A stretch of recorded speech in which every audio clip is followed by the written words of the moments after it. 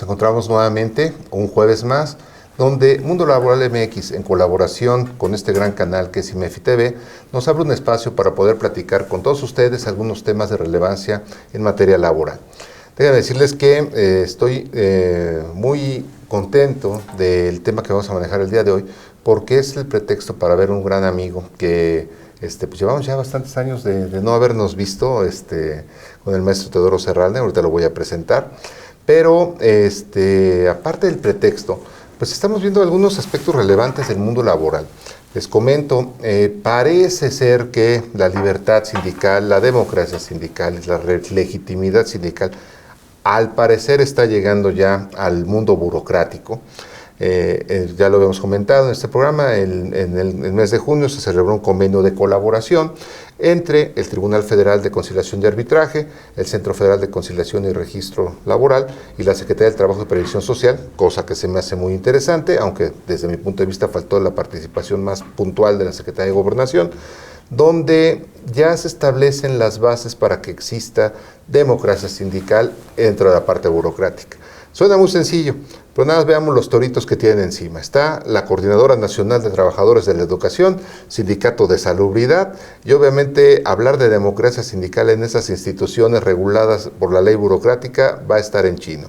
Entonces, esperemos meses donde tuvimos cismas dentro del mundo, del mundo laboral regular, que empezaron con Silao.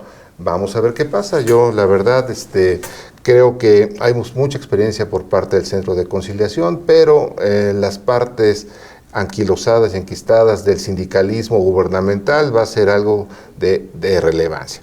Pero bueno, el tema que nos va a corresponder el día de hoy parece muy sencillo, pero sin embargo tiene aristas muy complicadas, y para eso hemos pedido la intervención del maestro Teodoro Serralde. Déjenme compartirles que el maestro Teodoro Serralde es director general de Serralde Consultores y tiene una amplia hoja de vida por lo que hace al sector público, destacándose, entre otras cosas, que él fue director general adjunto de licencias oficiales, permisos y evaluación del desempeño a empresas de seguridad privada, así como asesor jurídico y de seguridad privada en la Unidad de Planeación, Prospectiva y Seguridad Privada de la Oficina del Comisionado Nacional de Seguridad en la propia Secretaría de Gobernación. Ha sido director jurídico de múltiples instituciones, básicamente toda esta parte de seguridad privada en la Secretaría de Gobernación principalmente. Déjenme compartirles que dentro de sus estudios, ahí sí también les voy a destacarse, él es abogado, también tiene estudios de maestría en Administración Pública, esto ya dentro de la que sería la Universidad Anáhuac del Norte, estudios de doctorado en Administración Pública también en la misma institución. Ha participado en la Universidad de Comillas de España, donde ha tomado diplomados en seguridad de empresa. Tiene la especialidad en Justicia Constitucional, Interpretación y Aplicación de la Constitución en la Universidad de Castilla-La Mancha, en Toledo, España. También es diplomado en Seguridad Integral por parte de la Universidad de La Rioja, aquí en México. Y déjenme señalarles que él tiene una certificación que es Certified Protection Professional, por lo que hace a ASIS. Y de hecho nos lo destaca en ASIS Capítulo México. Un punto muy importante, también él ha participado en reuniones nacionales e internacionales, destaca Chicago, así como en un encuentro iberoamericano de protección de datos personales en México. Maestro, tu hoja de vida sumamente amplia, y sobre todo esta parte que más de lo jurídico te has especializado en la seguridad privada, como una autoridad reguladora, y en este momento veo que ya llevas también esta parte importante.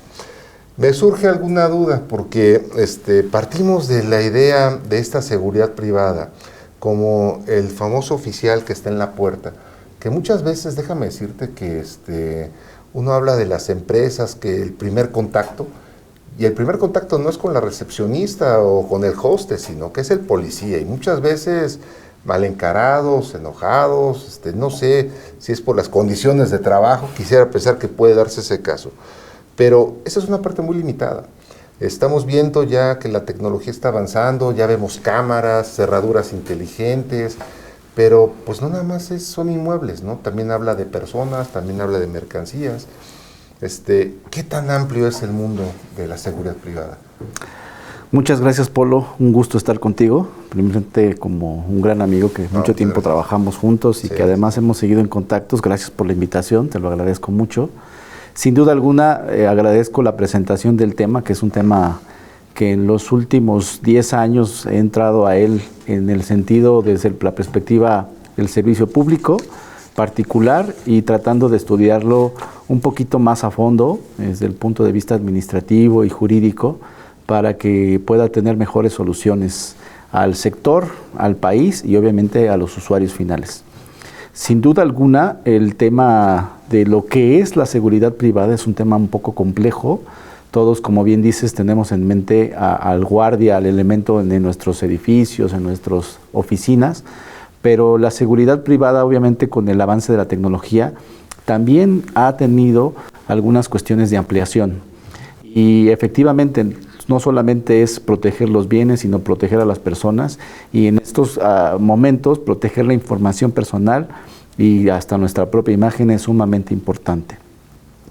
La seguridad privada implica seguridad de la información, implica blindajes, implica las videocámaras, una geolocalización que al final de cuentas nos permite proteger, como ya había comentado, los bienes que son de una evaluación económica material, pero también hay otros que pueden ser no material y que también son muy importantes que se protejan, como la propia imagen.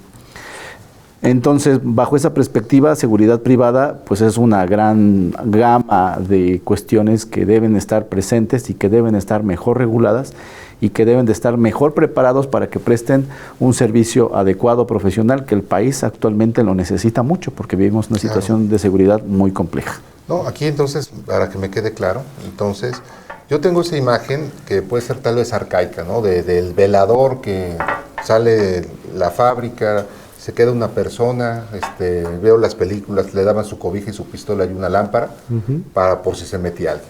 Y tú me estás hablando ahora de geolocalización y viene a mi mente estos trailers, por ejemplo, que llevan una escolta motorizada, un vehículo a veces adelante, o bueno, a veces dos, uno adelante, otro atrás, porque pues estás transportando mercancía, he visto embarques de electrónicos, por ejemplo, un contenedor de un tráiler de computadoras de última generación, pues obviamente es una cantidad impresionante de dinero.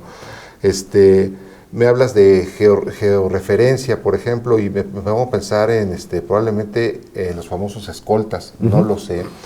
Y ahorita me hablas todavía de seguridad de la información. O sea, ya tuvimos algún momento la oportunidad de hablar de esto de datos personales en posesión de las empresas y el responsable, pero me dices ahora, seguridad privada también entra ahí, porque, pues sí, creo para dónde va, ¿no? O sea, tu imagen, tu información, toda esta parte de fraude, suplantación de identidad, ¿puede ser un tema de seguridad privada? Entonces, sí, totalmente. Digo, incluso te pudiera dar una vertiente que nos puede dar que de ahí se deriva para efectos privados. En las policías, en las instituciones de policía tienen áreas de ciberseguridad en que precisamente se dedican a vigilar lo que sucede en el internet, en la web.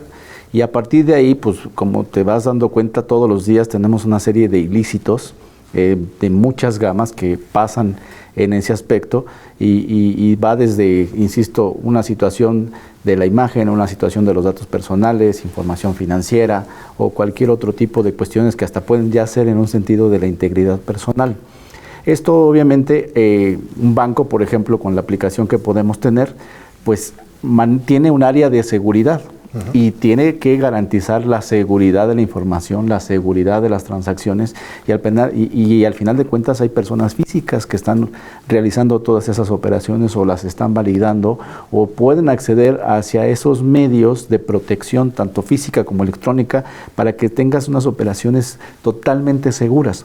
El punto es, alguien tiene que regularlos, esa persona tiene que ser confiable, tenemos que tenerla debidamente identificada porque cuando suceda algo, pues sabemos que el banco es responsable, pero dentro del banco tiene que haber también una línea que nos lleve a ver quién tenía esa información, cómo podía saber, y que pasa muy continuamente. Antes era con los cheques que tenían acceso a la firma como un dato personal y era muy común que de la chequera te quitaban uno y lo falsificaban y te lo cobraban. Hoy pues simplemente hacen un movimiento para con tu token o para con que les confirmes las claves y ese propio dato ya puede vaciar una cuenta como tal. Claro. Entonces es importante que también se considere dentro de la parte de seguridad privada, porque la seguridad privada en su regulación implica que vamos nosotros a tener que identificar y a requerir que tengamos personas confiables que nos den esa protección, porque si no, pues estamos poniendo nuestros bienes, nuestra información a personas que a veces no sabemos ni quiénes son y que pueden ser mucho más riesgosos que cualquier otra persona. Claro, y eventualmente considerar que ya sea esto algo endogámico, algo que tú tienes a tu guardia de tu propia empresa o contratas una empresa para esto, pues obviamente se dan una situación específica. Y te agradezco, la verdad, que me hayas ampliado esta parte, porque la verdad, pensar nada más en los pobres guardias de seguridad, eventualmente que estén 24 horas, pero cuando hablaste en ese momento de las cámaras, me viene a la mente que escuché que uno de los museos más protegidos con cámaras del mundo es el Museo del Louvre, pero que muchas de las cámaras son falsas. Son de juguete porque nada más se mueven, pero no hay nadie atrás. O sea, una seguridad implicaría que cada cámara tuviera por lo menos una persona, ya viene lo importante, lo laboral de nosotros, una persona que esté monitoreando estos aspectos de seguridad para que no vayan a pasar nada. Y obviamente vienen temas más importantes como inteligencia artificial y demás, que ya es otro tema. Pero aquí la pregunta que yo te haría en concreto ya para los aspectos laborales sería, yo he escuchado y lo he visto también, muchas veces ponemos al pobre portero como a hacer funciones de guardia en nuestro condominio, tú lo mencionaste hace un momento, las empresas ni se diga. Y obviamente nos brincan estas jornadas, ¿no? Que de repente pues él se queda toda la noche y pues rebasa las 7 horas de jornada nocturna o probablemente las 8 horas de jornada, y son creo que turnos de 12 por 12, 12 por 24, no sé. Entonces, de entrada tenemos ahí una parte, ¿está regulada o no está regulada? O, según yo no está regulada, pero bueno. Una pregunta súper interesante que obviamente impacta en la eficiencia del servicio, en las condiciones de alerta de la propia persona que está realizando estas cuestiones de vigilancia, que pueden ser físicas presencialmente o, como bien tú lo señalabas, pueden ser a través de lo que se llama un monitoreo, ¿no? Dentro de los propios cámaras hay ciertas pantallas, hay gente que los está viendo y está monitoreando qué es lo que está pasando y manejando las cámaras para ese aspecto, lo cual requiere muchísima alerta. Es una excelente pregunta porque partamos de la base de que la Ley Federal del Trabajo, como tú bien lo sabes, establece una jornada máxima diaria de 8 horas y a la semana, esto por una interpretación que podemos derivar de la Ley Federal, serían hasta máximo 48 horas por la semana.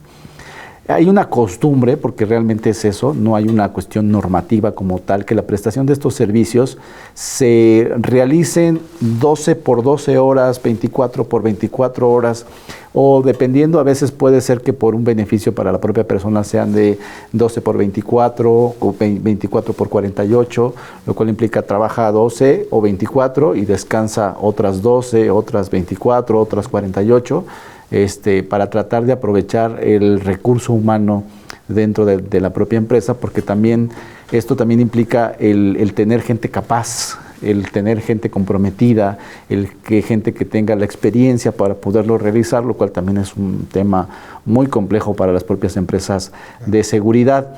Lo ideal, y puede ser así, es que fueran 8 horas, como bien lo señala la propia Ley Federal del Trabajo, y descansara sus 24 horas siguientes para efecto de que tuviera el descanso suficiente. El problema que puede tener esto es que para una sola posición vas a necesitar por lo menos 3 personas. Claro. Más un descanso, que se le llama así para efectos de que si tienes alguna ausencia o alguna situación extraordinaria, pues pueda cubrir el servicio y quede totalmente completo. Sin embargo, esto también debemos considerar que impacta en el costo hacia el usuario final. No es lo mismo pagar 4 personas, 4 salarios de personas para una sola posición, a que en todo caso tener un servicio de 12 por 12, pues ya te reduce una persona, o 24 por 24 te reduce otra más. Y esto es una situación que impacta entre el mercado y el prestador de servicio, porque obviamente el mercado quiere pagar menos por este servicio y lo quiere con más calidad. Entonces, para los propios prestadores de servicios de seguridad privada es un tema complejo, porque tratan de dar un buen servicio, pero competir con lo que le pide el mercado es una situación muy compleja. Tenemos que considerar que es un trabajo muy especial, requiere mucha capacitación, y entonces tratan de jugar para efectos de que no se pasen de esas 48 horas y que el máximo de las horas extras tampoco se llegue a pasar, pero no tenemos estas características que te estoy mencionando del sector, no están expresamente señaladas en la Ley Federal del Trabajo, y lo que hacen las empresas es tratar de que esta costumbre de la prestación de los servicios se encuadre en estas 8 horas diarias, o como jornada máxima 48, que las pueden repartir, como tú bien sabes, como sea en los días de la semana, y eso hace que se vuelva un tema un poco complejo, ¿no? En cuanto a que haya una situación muy regulada, pero partimos de la base de lo que establece de manera genérica la Ley Federal de Seguridad Privada. Efectivamente, no hay un espacio de trabajos especiales para esto, eso es un hecho, y la interpretación que compartes es efectivamente, lo señala la propia Ley del Trabajo, que al fin y al cabo, al establecer el descanso del sábado en la tarde para trabajadores regulares, el propio artículo te abre la posibilidad de repartir la jornada de trabajo siempre y cuando se respeten esos derechos, lo cual pues, obviamente es muy complicado por lo que dices, una situación de mercado es la que predomina, porque al fin y al cabo la función de protección siempre se entiende como adjetiva, ¿no? A menos que sea una empresa de seguridad, obviamente, pero tú proteges tus instalaciones, tu fábrica, tu gente, tu transportación.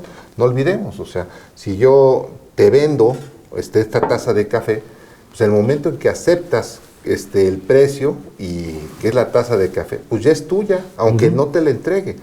Por eso es que eventualmente muchas veces tú contratas un seguro en la transportación. Lo hacemos con Amazon, lo hacemos con todas estas cosas, aunque no lo veamos, estamos pagando seguros para que nos lleguen las cosas que estamos pidiendo. Y perdón, nada más para que podamos imaginarnos lo que implica la seguridad privada, de lo que tú dices. Una empresa seria de seguridad privada no solamente te proporciona la guardia, sino lo que te debe proporcionar es un análisis de riesgos, son condiciones que te puedan minimizar las pérdidas, porque al final de cuentas lo que las empresas juegan es con las pérdidas. Claro. Y de una producción, pues ellos saben que esa producción no va a ser completa, que va a tener una pérdida o una merma del 10%, 15%, y los seguros te sirven precisamente para ese tipo de eventos. No debemos de olvidar que el seguro te va a pedir siempre que tengas esas medidas preventivas para que te pueda ser efectivo. Un buen guardia, una buena empresa, bien regulada, que cumpla con las capacitaciones, que esté atento, porque cualquier situación de esas puede, como tú lo sabes, Polo, puede ser un excluyente de responsabilidad para el propio seguro. Sí, totalmente. Pues está poniendo buena la plática, Teo. Espéranos 2 minutos, no te vayas. Hay muchas preguntas, algunas con gusto. Y en 2 minutos estamos con ustedes. ¿Ya cuentas con tus puntos para cumplir la norma de educación continua del Instituto Mexicano del Seguro Social? No te preocupes, IMEFI trae para ti el taller IMSS e Infonavit. En este taller revisaremos temas como aspectos básicos de los ramos del Seguro Social, principales obligaciones patronales, seguro de riesgo de trabajo, principales obligaciones ante el Infonavit, pago de cuotas obrero patronales, salario base para el pago de las cuotas. ¿Qué estás esperando? Aparta tu lugar. Para mayor información, comunícate al 5581 54 74 37 o al correo cursos@imefi.com.mx.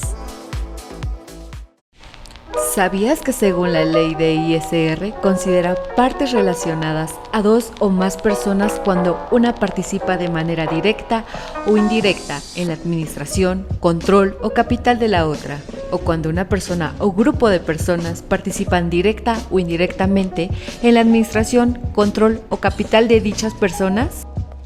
IMEFI te invita a su curso Partes Relacionadas y Precios de Transferencia.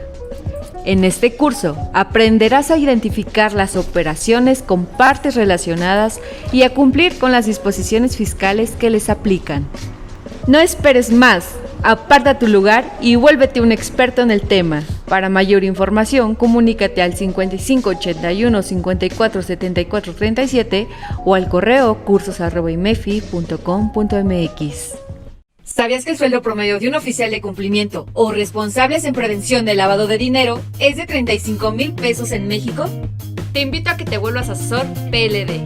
¿Quién puede ser asesor? Profesionistas, personas con preparatoria concluida o con carrera técnica, como administradores, abogados, contadores, licenciados, gestión de negocios, economistas, financieros, licenciados en comercio internacional, entre otros.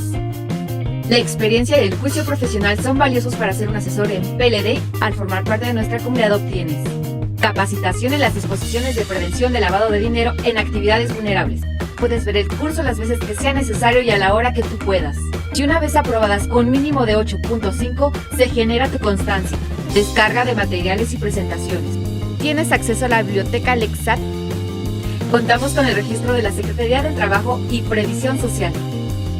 Para mayor información, comunícate al 55 73 42 88 15 o escríbenos un correo a contacto@taxday.com.mx. Bueno, pues ya estamos de regreso y las preguntas empiezan a surgir. Ya vimos, es un trabajo especial que no está regulado especialmente. Un punto importante es que pues no tenemos más que un intento de ajustarnos a una jornada regular. Ya hablabas de la de 48 horas, pero tenemos la mixta y la nocturna, que también ahí es un punto importante. Pero aquí lo importante, muchas veces la gente sacrifica. Estaré tal vez 12 horas fuera de casa, pero mi familia está bien, gano bien. Hay incentivos dentro de la industria o algún salario especial que podamos ubicar con estos guardias. Digo, no sé, la comida, no sé, gimnasio, no sé, algo. Pues mira, en general, fíjate que hay algo muy curioso dentro, como tal en la Ley Federal del Trabajo, como bien tú lo señalas, no se contempla como un trabajo especial, como puede ser el trabajo en buques, en alta mar, que tienen sus características muy particulares y que por su propio punto no pueden sujetarse a las reglas generales. A mí me parece que los temas de seguridad privada y de seguridad en general requieren una regulación especial en materia laboral por sus características, por su importancia y por las condiciones de los propios trabajadores. Pero hay algo muy curioso, aun y cuando no está dentro de la Ley Federal del Trabajo como un trabajo especial, en la tabla de salarios mínimos sí hay una característica que pudiéramos interpretarla como parte de la seguridad y que es un salario especial. Uh-huh. La tabla especial habla de los veladores, ¿no? Que expresamente no es un personal de seguridad como ahorita lo puede definir la Ley Federal de Seguridad Privada, pero se interpreta que, como bien decías, hace mucho tiempo los veladores pues implicaban o así que hacían esta parte de vigilancia y como decías, le daban una cobija y le daban su arma y con eso se ponían a trabajar. De ahí en fuera, pues volvemos a lo mismo, es una situación de mercado, es una situación de lo que se le puede ofrecer a los trabajadores para que puedan estar en mejores condiciones, con el ánimo de dar todo su mejor y tener una identidad con su empresa. Sin embargo, por esta falta de regulación como un trabajo especial, no tienen esas cuestiones especiales como pudiera ser tal vez proporcionarle los alimentos, tal vez como proporcionarle un equipo muy especializado. Yo creo que ahí lo que tendríamos que hacer es una interpretación conjunta entre la Ley Federal del Trabajo y la Ley Federal de Seguridad Privada en cuanto a lo que se refiere, por ejemplo, para efecto de las condiciones de trabajo, ¿no? Y ahí podemos saber qué es lo que puede tener como derecho, los uniformes, las herramientas, y que la principal herramienta que pueden tener es la capacitación. Claro. En el ámbito de seguridad privada no debemos de olvidar que es una situación preventiva, no reactiva. La cuestión reactiva es y pertenece a las áreas de seguridad pública. Entonces, su mejor herramienta para poder desempeñar su trabajo es la capacitación para que sepa cómo actuar de manera preventiva ante un posible riesgo. Entonces todo este conjunto nos lleva precisamente a que no hay unas características especiales. Este salario de velador, aunque puede ser especial, ni siquiera nos da para las condiciones que pueda tener. Es una situación hasta como de risa, por ponerlo así. Realmente yo creo que hasta en ese sentido requiere también que sea caracterizado en el salario especial como un salario que realmente sea digno para los trabajadores y también para que el propio mercado entienda que una de estas personas requiere mucha capacitación, requiere mucho conocimiento, y si queremos tener un buen guardia o un buen monitorista o un buen personal que nos garantice nuestra protección, requiere capacitación, requiere buenas herramientas, y ese es un costo de mercado que aumenta. En la medida en que el propio mercado le esté pidiendo que se limiten esos puntos, pues obviamente se limita la capacitación, se limitan las condiciones de trabajo, y ese es el servicio que nosotros vamos a recibir. Es muy importante que si así como les exigimos mucho en una cuestión especial, también les podamos dar lo suficiente para que puedan desempeñar este trabajo. Totalmente de acuerdo, porque muchas veces identificamos esta seguridad privada con relación a un género. Pensamos en hombres. Y este momento algo tan elemental como el descanso dentro de una jornada continua de labores para tomar alimentos, por ejemplo, claro, lo veo complicado, por ejemplo, en el transporte de valores. O sea, dentro de ese, yo lo veo así, ese vehículo blindado gris, es un rinoceronte, pues ahí tienes que comer, ¿no? Porque si sales, pones en riesgo el valor. Así y es. eso es algo que no puede ser. Me pongo a pensar en estos traslados, por ejemplo, en una de las carreteras más peligrosas de México, Puebla-Veracruz, donde estamos viendo que roban trailers a cada... Pues no te puedes descuidar. Me pongo a pensar, ahí viene el detalle de género, de una mujer, que en su momento tendría el derecho a la lactancia. Claro. Vamos a pensar, y está pegado, vamos a pensar que no está en campo, pero está en monitor. Y eventualmente, si una jornada tan larga, pues el bebé come o la bebé come. Entonces, ¿cómo apartamos ese monitoreo para dar cumplimiento a ese derecho constitucional? Definitivamente tienes toda la razón. Hay un punto, y en ese momento me llamó la atención algo más. Decíamos, yo le dije de broma por alguna película, pero del velador que le daban su pistola. Y tú lo reiteras claramente, es una labor preventiva. Pero están armados. Vemos a escoltas, como le dicen, guaruras, pues están armados. O sea, y obviamente eso cuesta. Y ahí, ¿qué herramientas les da? Digo, protección de seguridad, yo pienso que también les das un chaleco antibalas, tal vez, a este tipo de personal, por ejemplo. Pero no nada más es eso, sino la capacitación. ¿Qué herramientas estás obligado en términos generales como patrón o beneficiario de este servicio de protección? No sé. Pues mira, depende mucho de la modalidad en la cual recibamos el servicio, el tipo de bien o de derechos que vamos a proteger, y a partir de ahí se le dan las herramientas adecuadas. No perdamos de vista que es un tema preventivo, ¿no? Y que no están facultados para ni siquiera hacer una detención, que a veces se puede entender que la pudieran hacer, no están facultados para ese aspecto. La principal herramienta, como yo decía hace un momento, es la capacitación.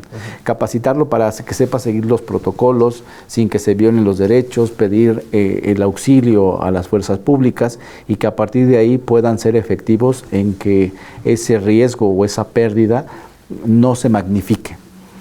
A partir de eso, pues obviamente algo muy básico, ¿no? Tener un uniforme, que el uniforme tenga las características necesarias, algo tan básico a veces puede ser como para que no pase frío o para que no sufra de calor, ¿no? Imagínate un guardia en Cancún con una humedad enorme y con un grado de calor, no sé, 45, 35 grados, pues es horrible, exactamente, ¿no? O, no sé, en el desierto, Sonora, en una época de frío, solamente con una chamarra de algodón, pues definitivamente eso no va a ser lo más adecuado. Eso es una cuestión, yo diría, de un trabajo digno, que actualmente con la reforma que tuvo la Ley Federal del Trabajo es lo mínimo que se le puede proporcionar.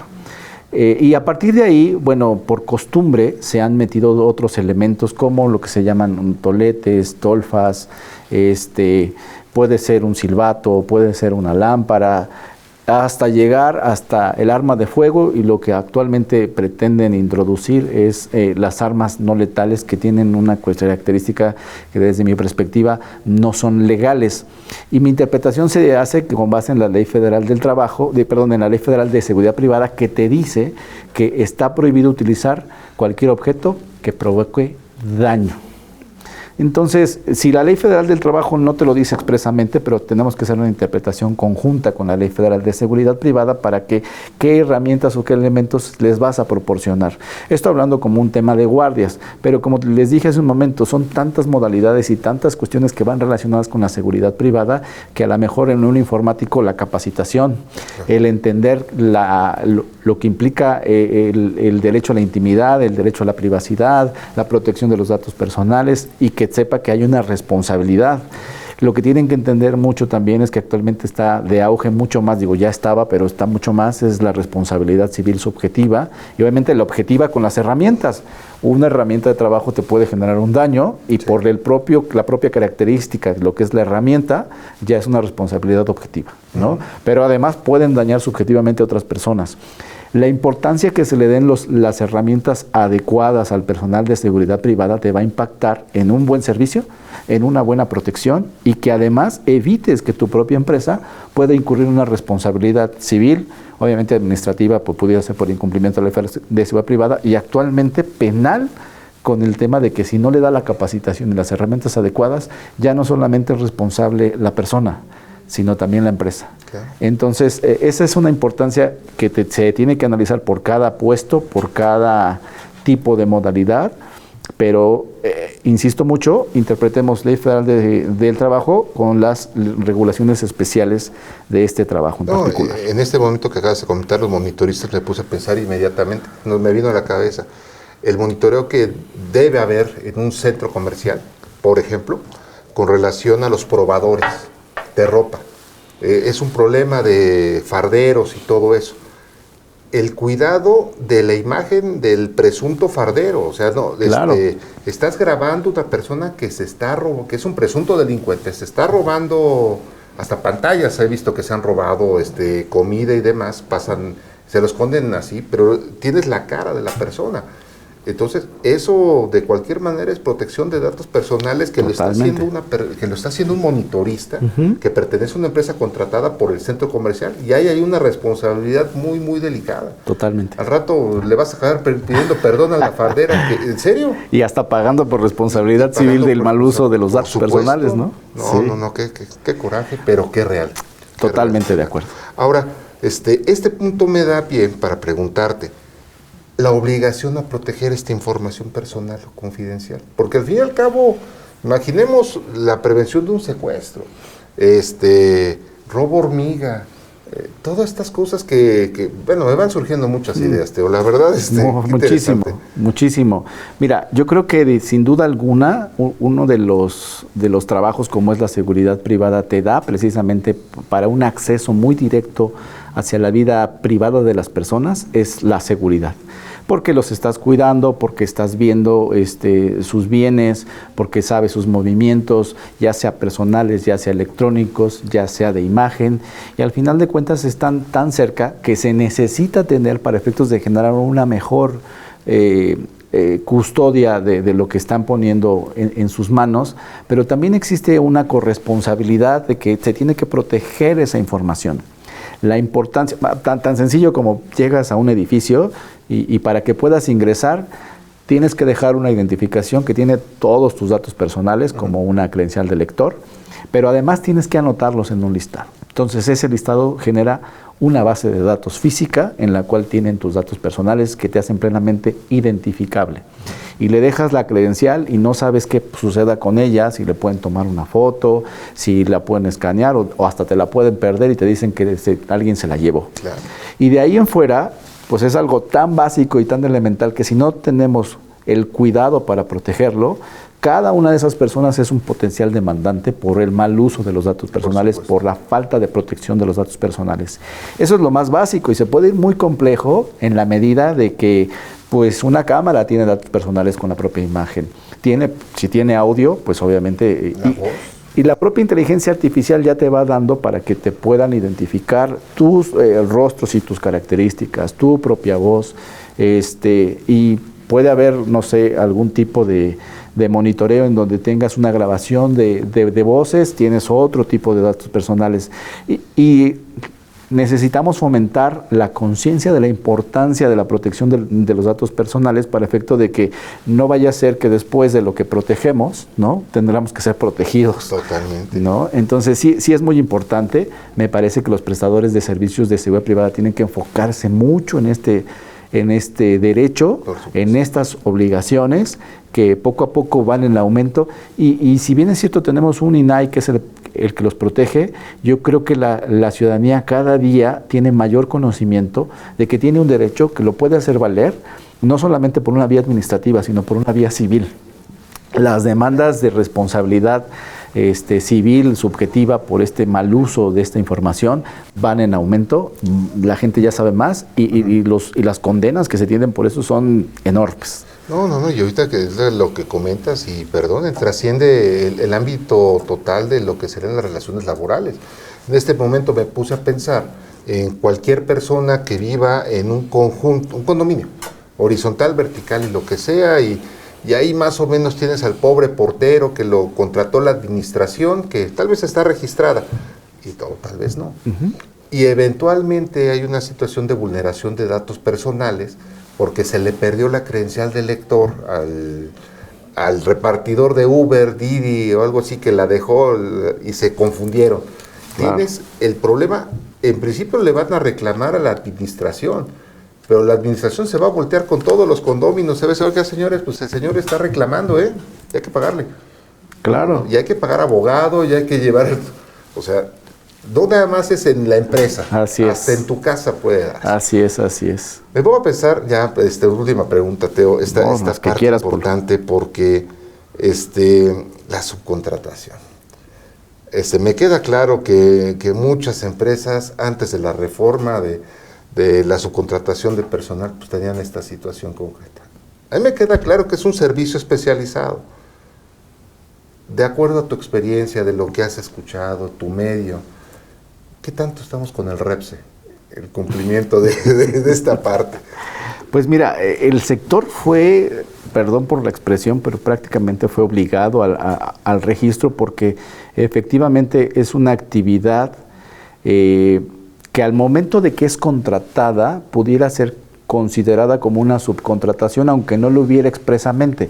Es una persona que llega a otra empresa o a otro lugar a prestar un servicio y que, pues, aunque no pertenece a la empresa formalmente, pero le presta el servicio a la persona. De las condiciones. Y además es un servicio que está regulado, que está permisionado. Entonces, en su momento, el sector fue, digamos que presionado para que pudiera regularizarse con el tema del REPSE, y la regularización implica el aspecto administrativo, permisionario, de que tuvieran los permisos por parte de las autoridades para prestar este servicio federal y local, que es un tema que en algún otro momento, si gustas, podemos platicarlo, es muy interesante. Y a partir de ahí, pues estar al corriente con temas de seguridad social, con temas fiscales. Entonces, obviamente las empresas que son serias, las empresas que realmente están comprometidas con el sector, que realmente quieren prestar esos servicios de manera formal, pues todas se registraron y tienen sus constancias para efecto del registro. Sin embargo, hay un fenómeno muy raro, muy complicado, que continúan los servicios irregulares, los que no tienen ese registro, y entonces eso impacta en el mercado. Estos prestadores de servicios irregulares te pueden cobrar por un servicio de 8,000 pesos y al guarda le terminan pagando 5,000, 6,000 pesos, lo cual te lleva a que realmente no asumen un costo de seguridad social, no asumen un costo de lo que implica la regularidad de una empresa como tal, y eso frente a los prestadores de servicios que son regulares, pues es un impacto muy fuerte, porque es donde el mercado dice, lo puedo pagar aquí de a menos, pues compro este. Lo que no alcanzan a comprender es que el costo también implica un gran riesgo, ¿no? No lo paga, o sea, lo pagas muy barato, pero esto que acabamos de comentar, no van a tener esa garantía de que lo tengan. Es importante de que los usuarios contraten una empresa de seguridad privada que esté regularizada en todos los sentidos, que esté con el REPSE, para efecto de que digan, aquí lo que suceda, tengo un respaldo, con las otras no. Y los propios prestadores de servicios de seguridad privada tienen que entender que esta parte también es un seguro, ¿no? Es decir, cualquier situación que suceda con el cliente, con el guardia, lo que va a pasar es que ellos se van a excluir de ciertas responsabilidades. Si al guardia le pasa algo en un riesgo de trabajo, en una situación, pues va a tener su seguridad social, tal vez puede tener un seguro de vida, y entonces eso ya no lo absorbe directamente y lo absorbe a través de las instituciones públicas o privadas para las cuales contrató. Y el propio usuario final también va a tener el beneficio de que, pues al tener un guardia con todas las prestaciones, con todas las características correspondientes, pues va a tener la seguridad, uno, que se mira muy sencillo, pero lo va a tener identificado. Saben que ese Juan Pedro pues vive en tal lugar, está registrado, lo tienen identificado, a que yo no sé con la otra empresa que puede ganar 8,000 pesos, pero a lo mejor ni un contrato de trabajo va a tener como tal. Exacto. No saben ni dónde vive, o como el caso que pasó en Querétaro, ¿no? En donde contrataban personales prácticamente de la puerta, los metían y los ponían sin capacitación, sin identificación, y vimos los riesgos que tuvieron, ¿no? Exactamente, ¿no? Sí, exactamente. Sí, claro. Esos son los impactos. Este REPSE lo que les va a dar, y que cada día lo van exigiendo más empresas, es que te lleve a que estás trabajando con una empresa que de manera genérica seria, pero en el caso de seguridad privada, que sabes que va a cumplir con el resto de los protocolos. Perfecto. Bueno, pues estamos llegando prácticamente al final de nuestro programa. Teo, están pasando en estos momentos en los dos banners, el maestro Teodoro Serralde tiene su propia consultoría, están pasando datos de contacto, ahí está, teodoroserralde@gmail.com, tu contacto, porque pues imagino que, Teo, a mí me aclaró tantos puntos y me dejó muy preocupado, caray, caer en la informalidad, ¿no? Pensamos en nuestro trabajo, como sea, pues pero ya en tu casa, el no contar con estas herramientas, todo en riesgo, que lo que podrías poner, no sé, tu prestigio como empresa, que de repente no llegue lo que vendiste, o no sé, todas estas cosas son muy delicadas, y creo que es algo que debemos considerar, porque todo esto que gira alrededor de lo que hemos hecho de Mundo Laboral de MX, no son nada más que en alrededor, son temas sustantivos y muy relevantes, y agradecemos la participación de alguien tan profesional como tú, Teo. Ojalá, como bien lo dijiste, ya prometiste, tenemos que discutir otros temas, cordialmente invitado, Mundo Laboral MX, aquí por MF TV, es tu casa. Muchas gracias, Polo, un gusto, y en lo que podamos seguir aportando, aquí estamos. Gracias por la invitación. No. Y a todos ustedes, nos vemos entonces próximo jueves, 10 de la mañana, aquí en su canal, Mundo Laboral MX, por MF TV. Muchas gracias.